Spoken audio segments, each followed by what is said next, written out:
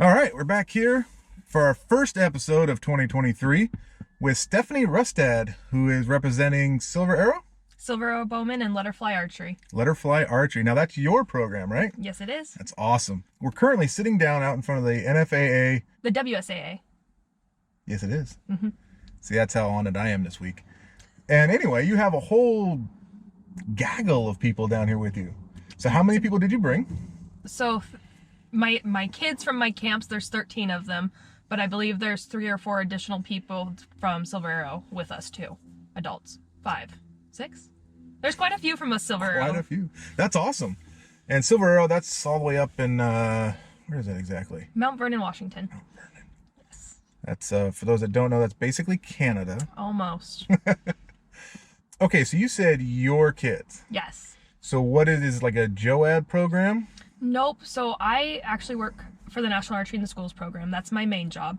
And then as my side job, I run, it started off as just doing summer camps and different events, ladies' nights and things like that. And then for a year, I've had some kids that have stuck with me for a full year. And they're like, we kind of want to get into it more. And I was like, okay. So just this multicolor season, we started a team.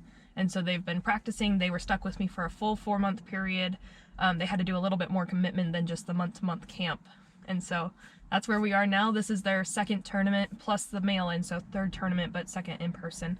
And then 8 of them are actually going to Vegas with me next week. Wow. Now, well, actually, first off, let me back up. I got a million questions, but let's take a moment to go. That is really cool. I mean, that you've taken something just from nothing and there was a need and a group of interested individuals, mm-hmm. and then you have the skill set to teach, to bring it out of people. Speaking to your skill set, you won at Archery World Classic this year. Yes, it was very close between Emily and I. Yep. It's really fun to shoot with her because we're always within a couple points of each other. And I find that it brings out, you shoot to your level of competition, mm-hmm. I've found. And we've mentioned that on the podcast before, that when you're shooting with people that are just a little bit better than you, you take that extra moment to focus, that couple extra breaths to calm your nerves, whatever. And I know it must have been super satisfying because the year prior, I believe she got you by just a point or two. So yes, she did. She took the big one home. But there was one tournament I won, one tournament I wasn't at, so she won, and then one tournament she won that we were both at, and then she won the overall. Mm-hmm. So it's quite fun, and we both know we have to be at this tournament now so that we can compete against each other. That's the gold standard, like who's got it this year. And she's actually shooting freestyle now, and she threw her bow hunter equipment on just so we could go against each other. That's awesome. Yes. Now, I will say, though, if you shoot bow hunter, because you shoot pretty darn well. You're what, 295s, 296s usually? Low. So this is only my second 290 that I've shot so far today. Usually I'm high 280s. Okay, that's still solid shooting. Now, are you shooting the big line cutters, or are you shooting I do like have outdoors? 27s right now. I saw you had the skinny arrows today. I did. I put the skinnies on today due to some equipment and shooter errors yesterday, so I got a little frustrated. I shot that was my worst, and I shot a 283 with like 4/8, and I didn't realize that my sight had loosened a little. Oh. But where the scope mounts to the sight, so it was just walking itself in every shot. Gotcha. By the end, I was shooting at the 9/8 line on the right and hitting like the left side of the 10. Yeah. So I got that dialed in. I said, while I'm here, I'm going to dial in for outdoor because that's what's coming up next. There you go. I'll figure it out. Yeah. With that first day score, it didn't matter what I shot with skinny arrows today, which was better. It was like a 288. There you go. Something like and that's an achievement with skinny arrows. Yeah. There were a lot of arrows that are like, even a gold tip would have been in, yep. But that's all right. That's we've talked about this on the show before, that there is a false sense of accomplishment with the 27s. Mm-hmm. Because if you look where the dead center of that hole is, that's where you shot, right? Yeah, you got the higher line, yay, but you didn't hit the higher line. You graced into it. Now, I'm going to take it, don't get me wrong. Absolutely. Yeah.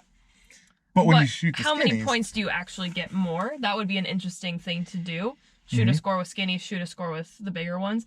For me, it's maybe a couple points, less than 5. Really? Mm-hmm. Okay. So then your X count's probably fairly high then. No. No? No. Okay. I know yesterday in practice, because I shot around in practice yesterday. I shot a 295 with like 14 X's, right? With the skinnies. But then I come into competition and you get that extra bit of wiggle and you get that little lighting's different, blah, whatever. Lighting was a big problem yesterday, I think, for quite a few people. I know our home range is a little bit darker. And so I was hitting low, Hallie was hitting high, Angela was a little bit off. I just want to say, if you are going to a tournament, use those, and you're shooting bow hunter. Most people shoot freestyle these days, so it doesn't matter. But if you're shooting bow hunter, and you notice during your first 2 practice ends that you're shooting off, trust yourself, trust your shooting, be confident in yourself, move the dang sight. That's like one of the most common things I say nowadays is move the dang sight. Because everyone's like, oh, it's me, I don't. Well, if it's you and you're going to do it 90% of the time, move it for the 90% of the time, not the 10% of the time you actually hit an X. Because you're going to hit 90% more X's then. Agreed. Absolutely. I think Ryan said it best, because when I switched to freestyle, I'd never used a mover sight. He said it best. He said, man, you bought the clicks. Use them. I said, all right. Well, and that brings up a good point, because once in freestyle, during the comp, for those that don't know, right? For freestyle, you can move your sight during the competition. So if you're trending low or whatever, you can move it every end if you want. Yep, you could follow those arrows all over the place. That's right. It's a blessing and a curse. Yes, you can chase arrows till you're exhausted. Bow hunter, on the other hand, once scoring ends start, can't touch anything. Over. You get the 2 scoring ends that you can. No, I'm practice. Sorry. You said scoring. I meant that's all right. Practice. Yeah, you get the 2 practice ends. 2 practice ends. For me, that's about 8 arrows. I can't really shoot more than 4 in a 2-minute period because I'm slow. I'm a 30-second arrow. Yeah. Yeah. Plus load times, plus step up. Yeah, it's 3-4 arrows. That's it. And with how much traffic there was at the shoot this weekend, it was tricky getting on the line and getting your bow off the rack. And it was really kind of nerve-wracking not hitting all of the bows that are standing on kickstands or, resting on their stabs or whatever. But what I loved to see was how many traditional bare bow and free Olympic recurve shooters were here, because that kind of like died off for a little bit. So I've been shooting the past 12, 13 years now. And there were times like you'd go to a competition and it was all compounds with a couple recurves. Yeah. And then I would go shoot at WCW and it was all recurves and I was one of 5 compounds. And now we're at kind of a mix where the 7 o'clock line was mostly recurves, but I think 9 and 11 are more compounds. So it's kind of a good mix now. It is. That traditional's making a comeback again. I agree. And traditional is, the fundamentals of archery, right? Yes. Compounds, you have to have fundamentals, blah, blah, blah. But the basics of what we do is a string, throwing an arrow. I find that I pull out my recurve every once in a while and I kind of humble myself and shoot horrifically. But I find when you have to hold the full weight of the bow, when you have to try and steady, get the support muscles to steady when you're holding that full weight, I find the next time I shoot my compound, I'm a lot steadier than I was. I can hit a little better in my score. So there's benefits to just, for even compounders to go every once in a while break out their recurves. But it is growing a lot. And it's a sense of blind bailing too. Because if you go back to a recurve and you're not using a sight on it, well, then you're just focused more on the technique, pulling through your shot, aiming, mentally aiming rather than physically putting something on the target. So I'll challenge the kids with the Genesis bows every now and then. Really? No sights on them. Yeah.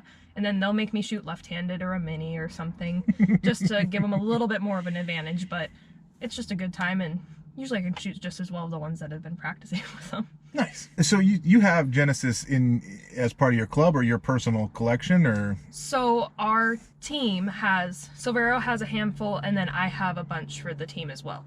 So but everything stays at SilverArrow. Yeah. Okay.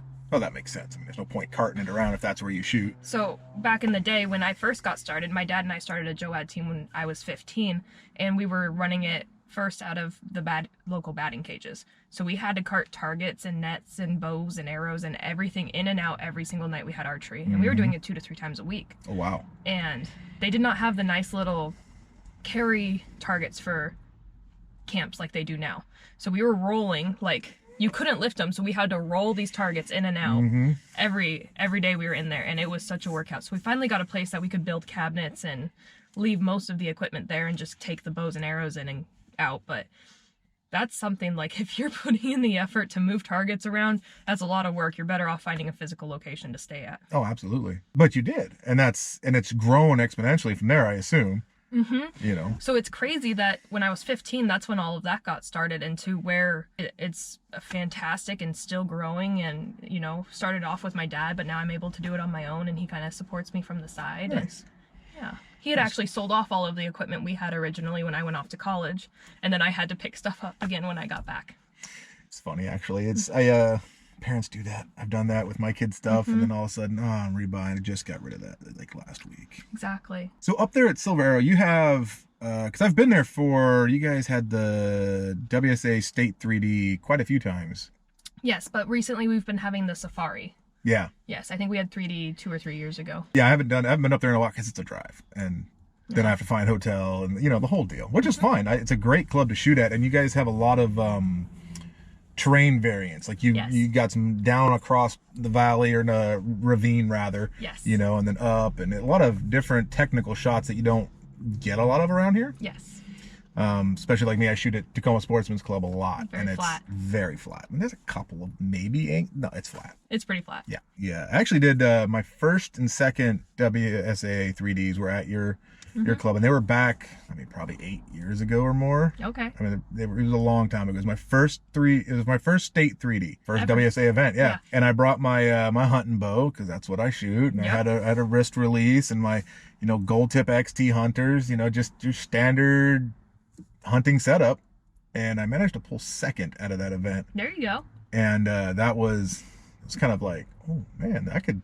So then they kind of put the bug in me, right? It's like, well, if I can get second, I can eat first. There you go. So I went, you know, I got the thumb release and started tweaking my little arrows, and, you know, it kind of spurred me on to try harder at the sport than just doing the local shoots. And that's what we were just talking about, like me and Emily. Like, it just takes that next level of competition, and knowing you're so close to just keep pushing each other forward.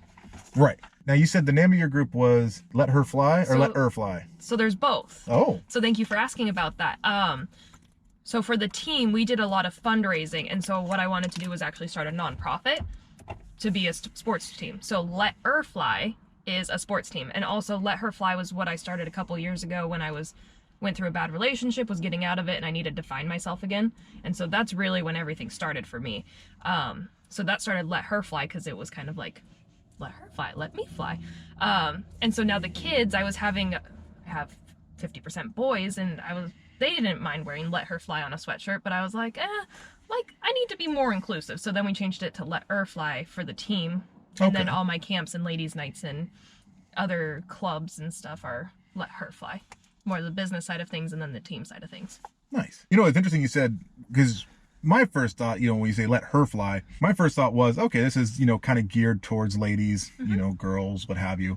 I used to say Let Her Fly all the time for my own arrows, because for some reason there are certain objects in the English language that take a female pronoun, whether or not it's an inanimate object. Like, you know, and so Let Her Fly was, to me, arrows are in that category, so it could go either way. Unless you're pronouncing Let Her Fly, like I have to pause and say it, like they sound exactly the same. They do. That's true. And Let Her Fly is almost easier to say. That's got to get confusing during, you know, meetings or something, when you're letting, you know, where you're talking about both in the same conversation a lot. Most of them have it figured out now. The only problem I really have is at the bank. I have a cub camp, which is 7 to 10 years old, and then I have a 10 to 17 camp, and they rotate on a monthly basis. So each month I have about 30 kids that I'm working with, though. Wow. 15 are with me for a longer time period. I want to say probably last year I had over 100 kids that became Silver Arrow members, because I make that a requirement for being part of my camps, is they have to also be a member to shoot there. Well, it kind of makes sense. Otherwise, they're paying for the class, and then they're paying every night that they come. Or I have to pay for it, and so it's just easier that way if they get an annual membership. Yeah. So it helps me, it helps Silver Arrow, it helps Riverside, our local archery shop. Okay. So it's kind of just this nice little circle we have going. Oh, that's great. And I love that there's more people coming into the sport this way. This is giving different modalities for people to come in and experience it. It's one of the reasons that I like supporting Orion's down here in Auburn. He is he's a little bit of a niche kind of shop. He does traditional archery, everything from longbows up to, you know, Olympic recurve. He's got Mongolian horse bows in there. Yeah. I'm like, I don't know what you're doing with those in here, but that's so cool. You know, it is Auburn. You never know what they're going to do down here. You're going to see some kid on a bicycle with a Hungarian longbow. Oh, that'd or be horse awesome. bow. That'd be funny. Well, you know, but again, because it is, you know, it's that's what he focuses on. The beauty of that style of archery is it's user friendly, right? You have you get a handful of bows that are at a lower end of the poundage scale, so anyone can draw them, because it's odd muscles to use to draw, right? Absolutely. I don't know how many people I've given perfectly able-bodied men and women, strong-looking, whatever, and you hand them a 70-pound draw on a bow, and they're just like, you want me to do, you know, and they can't do it. Give them a couple months with a lighter bow, and they'll be right up to 60 in no time. Once you learn to use those muscles too, like personally, I want to keep myself at 55, 60 on a hunting bow, 43 for a target bow, but I could pull a heavier bow if I needed to, or if I have just a little bit of assistance on my elbow, I can get a 70-pound bow back. Sure. With today's technologies and the parallel limbs and everything, you're getting so much speed out of 60 pounds, you don't really need anything more. The only time I wanted more was for safari with all the longer shots, because my pin gaps aren't great. I have bigger pin gaps, and if I could get a little more poundage, I could bring all those together and have a better chance at better shots or not missing. And when you're stuck in the bow hunter freestyle class with, I think they changed that they no longer have a number of pins restriction. It used to be 5 pin was the max. I think it's still 5 pins. They dropped it. Yep. Okay. They dropped it to 7 for a while. Like they changed it to you could do a 7, and then they just dropped the pin requirement altogether. As long as they're fixed. There's like a modern bow hunter freestyle now, and then there's a regular bow hunter freestyle. So I am so happy that's out, by the way. I've been talking to clubs about that for a little while, and SilverarrowBowmen was one of the first that I saw actually implement. And it was, if you look at all of the modern hunting sites now, they're all movers. They'll have 1, 2, 3 pins. Some of them are, you know, fixed, but there's at least 1 pin in there that moves. Everything else on the bow is set up for hunting. Short stabilizers, quivers mounted to the bow, you know, and so it really was unfair, so to speak, to put that shooter in with a full open pro division where they've got magnification and dials and bars for days and whatever. And so we've been talking a long time. This is a hunting bow now. The hunting bows don't have fixed pins anymore. Right. Let's get rid of it. So the caveat is no glass. Right? No magnification in peep or sight, and you still have to be 12 inches or under on your stabilizers. But you can run a mover now. And I think eventually you're going to see that the old, quote, old bow hunter class is just going to dissolve, I think. Maybe, because I think still a lot of entry-level people, that's what they grab. And then when they're trying to get into tournaments, you almost need to keep that category available so that, same thing, they don't jump in with the modern bow hunter classes with the more expensive sights, because it's $200 for a mover sight. Versus, you know, 30 80, 90 for a halfway okay, you know, True Glow or something. And a lot of times people will go to one event, they get overwhelmed, they see everyone with the fancy equipment, they never come back. They're like, oh, that's not for me. That is true. I have seen that. Yeah. And that is unfortunate because, and then a lot of them don't stay around long enough to realize, like, you see all that, you're not competing against him. Exactly. You know, you're competing against similar equipment and similar ages. Well, you know? And some of the people who have all that equipment can't hit anything either. No, that is a very, I'm guilty as charged on that one right now. I bought the new Invicta, well, back when it was new, right? I would love to say so. I hate that bow right now. Oh. I know. But it's all on me, not the bow. The bow shoots beautifully. But I'm so used to this bow that I've had for, it was a Hoyt too. It was a CRX 35. I had that bow for 12 years and that's all I shot. Right. So switching to this, it just feels so different because it's a target bow. It's longer, it's stiffer, it's blah, blah, blah. It's so foreign. I don't even know how to use it yet. You know, I've only done a handful of tournaments with it. So I'm hoping it gets there, but that puts me in that same class, right? I think I can shoot. I bought all the toys. Right. I shot a 288. With those toys, I should be shooting high 290s, pushing 300s. Yeah, but you can't buy skills. You just exactly gotta keep shooting, and then you'll get up there.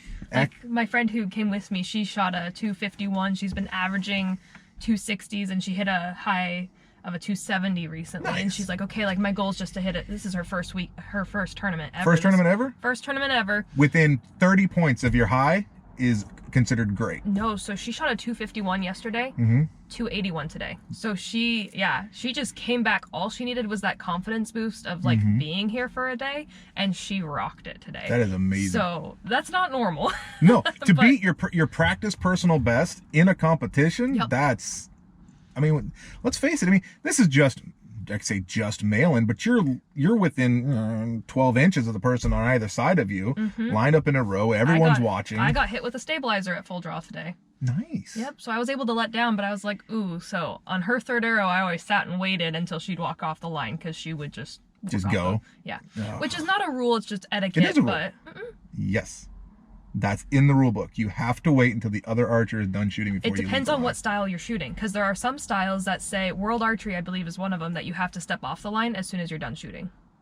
Really? All right, I'll look that up. So please do, because it was in a forum somewhere, but Archery World follows the Lancasters, and that's one of their rules. That you have to stay on the line. I don't know if it's an NFAA rule, though. I don't know yet. I'll look. You know what? I know when we were at the Archery World Classic, again, I'm an outdoor shooter, 3Ds, whatever. So I had my quiver pointing forward. So the arrows are kind of pointing out in front of me. And that's not typical. They point them the opposite direction, kind of behind you, if you will. And the gal right in front of me, as soon as she fired that last arrow, she was gone. Turning without looking and slamming into my quiver. And on one of them, I was, working through my roll through and right about to break, and she hit it, and my whole pin jumped out into the 8. Yep.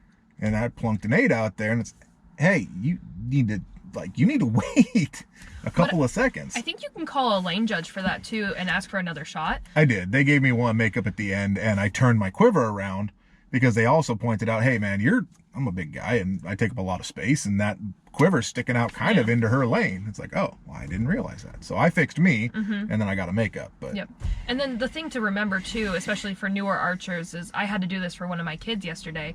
If someone is in your space or if someone's moving, ask them not to. Like, it doesn't hurt to just ask, and most of the time people just don't realize they're doing it. Tournaments are such a head space and head game, so you have so much going on in your mind that you don't even think about the people around you. So if you're just like, hey, can you look at me first and make sure I'm not at full draw when you step off the line? Oh yeah, not a problem. Yeah, most of them don't, like you said, they don't realize that. They kind of go, oh shoot, yeah, I can totally do that, because they want the same courtesy from you. Exactly. Right? If you were doing that, they would want you to like wait or what have you. Or, a lot of times people are new. They don't know the rules, or they don't know the etiquettes, because there are quite a few like just etiquette things here, kind of quiet on the line. We don't do a lot of joking and BSing when you're shooting. That's been an interesting one this weekend though, because we've had the door going off every couple times. Every time someone walks in out of the range, there's a door chime that goes off. Someone's phone alarm's been going off every day. There were different alarms. That was mine today. Okay, I heard that one. No, it wasn't a phone alarm. My daughter has type 1 diabetes, and if she gets too low in her blood sugars, I have an alarm that goes off. Luckily, we were downrange when it happened pulling arrows. Okay. So I didn't disturb the line. But yeah, no, I heard that when I was at full draw. And it kept going. Are you gonna fix? The other person's probably at full draw too. Like, that's my phone. That's me. And then most of the time at these local ranges, they're not set up for big tournaments like this. So the people who are waiting behind you are right behind you, and everyone's talking. Behind you. So that's something to practice and get used to when you're at a range, is don't go shoot off by yourself in the corner. You're going to be standing next to someone on the line. So be in someone's personal space, because they're going to be in yours. Yep. Practice with noises, like not just music. I've heard Brady Ellison one time, he will have like random crowd noises playing, and so it'll get quiet for a minute, and then it goes woo, and then it gets quiet. So like he doesn't know when it's going to go off. Okay. That's really clever.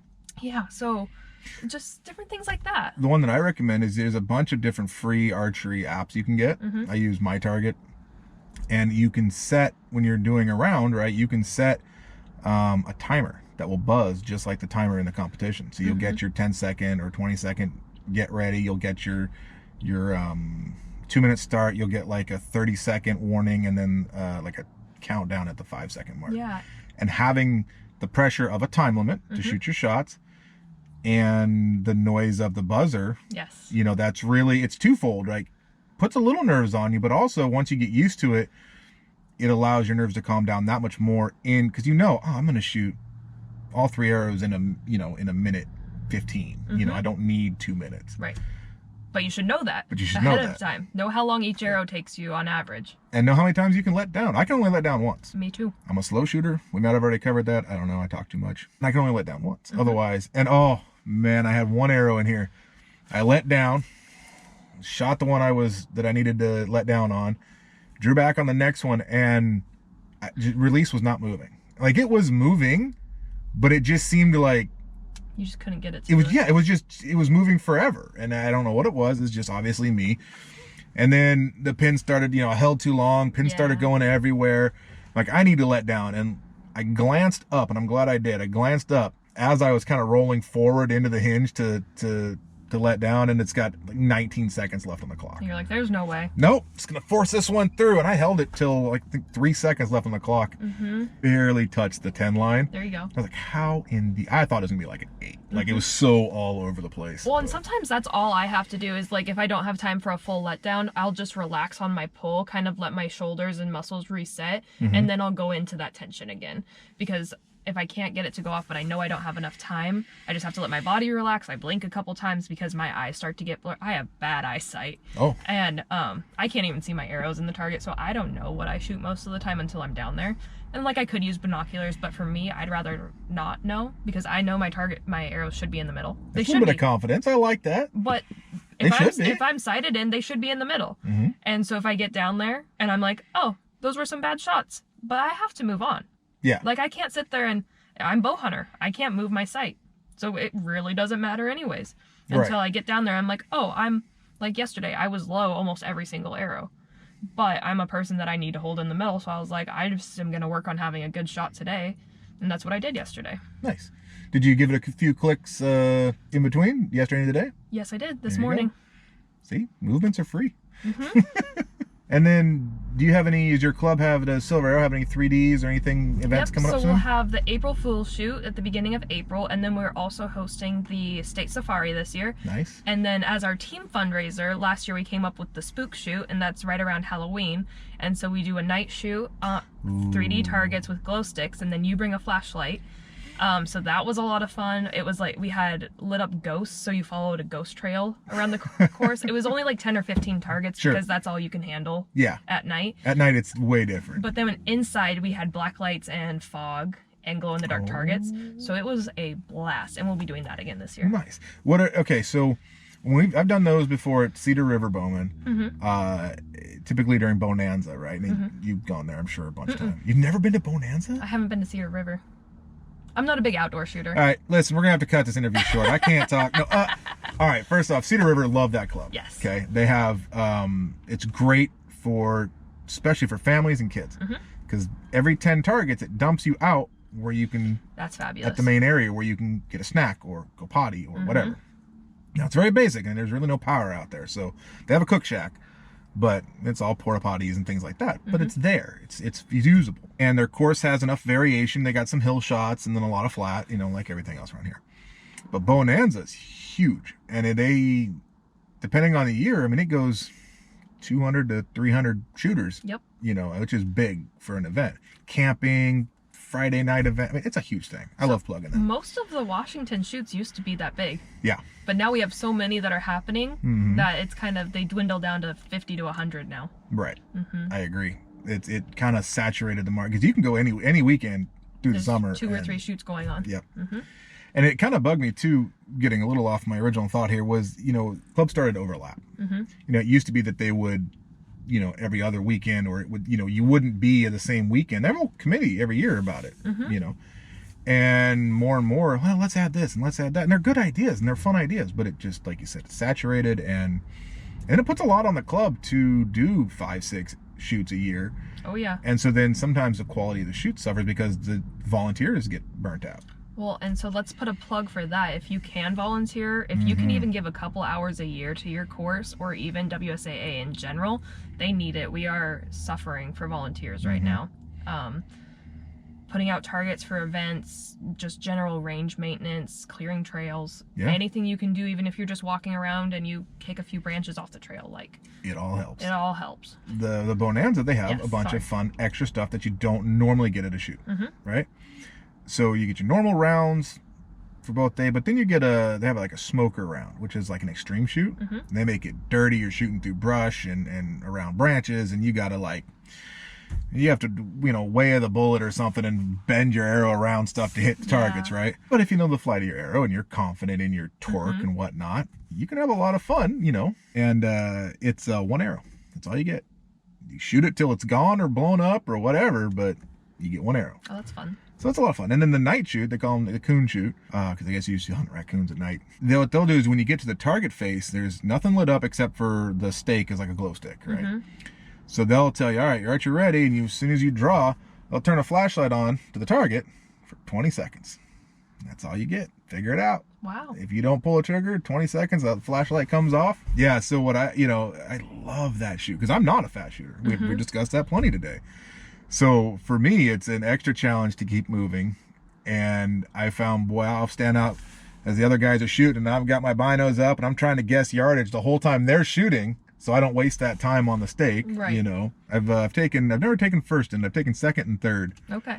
Oh, I gotta tell a story. I love this story. So you've seen the raptor targets, right? Yep. Big velociraptors, and they have these 3 stripes that come down off their back. In between the front 2 stripes, favoring the front stripe, is the 10 ring, right? And then, of course, in between the back stripes is like an 8.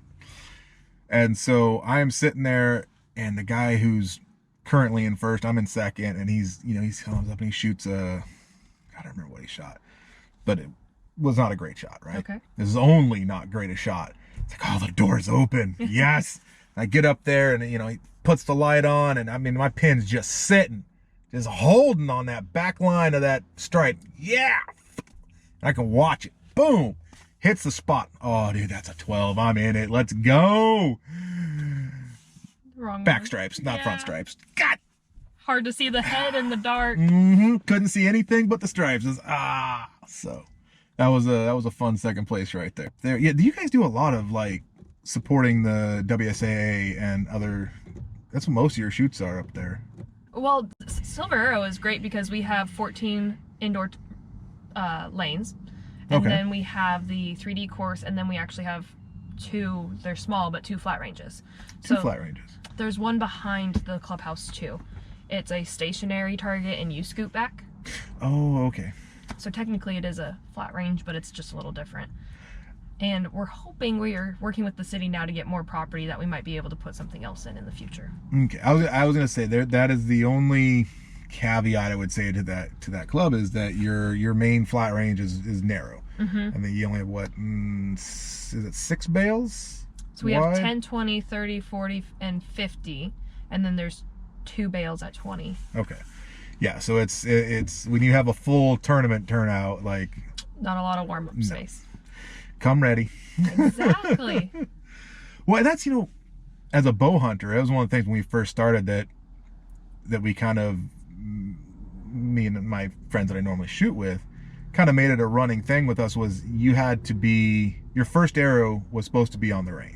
Unless you had some mechanical reason you needed to go check something, because that's your hunting arrow. That's your first arrow. Right. Like, that one mattered. What did you score on target 1? Was it a 5? Ooh, nah, you need to go practice some fresh shots. That's why there was a cool challenge going on Instagram, the cold shot challenge, and there were a couple different companies that were running them. But it was each week you'd be matched up with a person, and it was a bracket tournament, and you would film each other doing your first arrow or your first 3 arrows, and you couldn't shoot at all during the day until that arrow. And then whoever got closest, like the one I did was a penny in the center, and whoever got closest to the penny, you set your own yardage, so it might be a 10-yard shot, it might be a 100-yard shot, for you and your partner. Whoever got closest then moved on to the next week. That's cool. It was all about the first arrow. But that cold shot. Yeah, there is a lot of, I'm torn on this issue, right? Because that first arrow, that tells you where your body wants to sit, right? I mean, that really does tell you, this is where my muscles want to line up. But as you settle in, right, and your muscles kind of loosen up and your shoulders kind of drop a little bit more, you find that rhythm, which is going to be with you for the day. So do you sight for where your muscles want to sit? Exactly. Or do you sight for your more tired muscles are being a little lazy? So we were just talking about this for down in Vegas, because my friend was like, okay, what time are we going to go shoot practice rounds every day? And I was like, I don't really practice, and I'm probably one of the only people to say this, but like where I sit is I'm used to my 2 practice ends and then going right into scoring.